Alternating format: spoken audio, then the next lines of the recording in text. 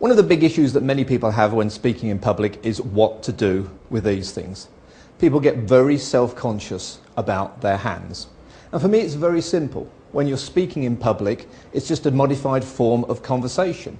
And in the same way that you would gesture when you're speaking in a conversation with people at the coffee point or just over the water cooler, so you would gesture when you're presenting. So you might mark ideas out in space. You might say, well, in the past we used to do this, and in the future we will do this.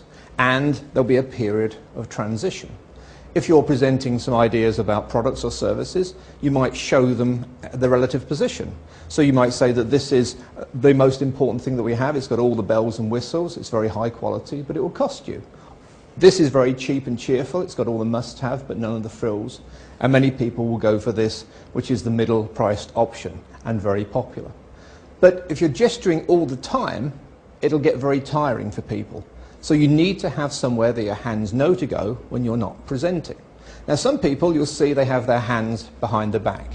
And this just looks very formal. It can remind people of the military, maybe a lecturer, maybe even of Prince Charles of the English royal family. And when you start to gesture, the hands come forward and back and it seems very strange. Other people will put their hands in the pockets. Now this can look very casual, which can be good if you're speaking to colleagues or to friends, but in certain situations it can look as a bit casual, even as if you come across a little bit cocky. Some people put their hands on their hips, and this can come across as arrogant and even overconfident and can have a negative perception. So one thing you do want to do is avoid anything that might be considered defensive. We all know that folding your arms suggests to people that you're closed off from them, and certainly that's something you wouldn't want to do when you're presenting.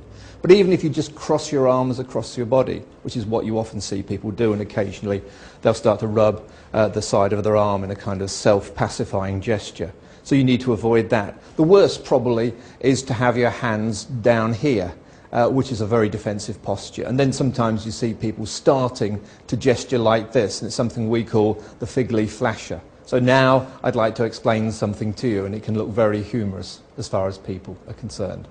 So if you're not going to do that with your hands, what are you going to do? The secret is to have a resting position that feels comfortable and looks great as far as the audience is concerned.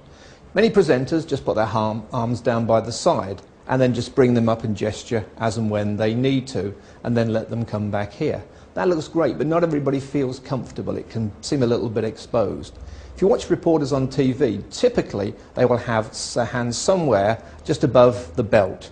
They might just be resting one hand in another or touching. Either of those work really well. You can make a range of gestures. We can come together. You can make strong gestures towards the audience. And then the hands just come back to rest. So just think that as a baseline position. And it's very comfortable. You can just allow your arms to sit across your hips, and you can hold that for a period of time. So the important thing here is to allow your hands to gesture as they would in normal conversation. But you don't want them floating and hanging in space. It can look very unnatural. So you make your gesture, you make your point, and then you just bring your hands down to rest. And once you've got that, you no longer need to feel self-conscious at all about your hands when you're presenting.